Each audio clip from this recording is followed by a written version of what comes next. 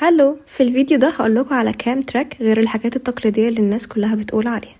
لو عجبكم الفيديو ده ما تنسوش تعملوا سبسكرايب عشان يوصلكوا فيديوز اكتر.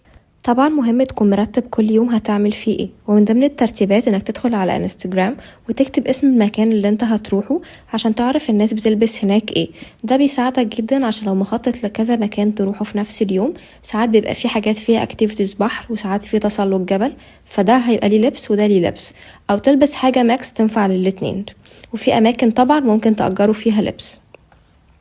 تاني حاجة مش ناس كتير تعرفها انك تقدر تدخل على المابس وتسجل ترتيب الاماكن اللي انت هتروحها في الايام.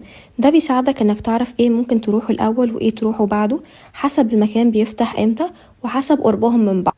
دي حاجة بتساعدك ان انت تبقى منظم اكتر، وكمان انك تبص بصة عامة على التريب كلها، وساعتها تقدر تنظم الفيزيتس بتاعتك تاني عشان تتفادى انك تروح وترجع في نفس المكان كذا مرة.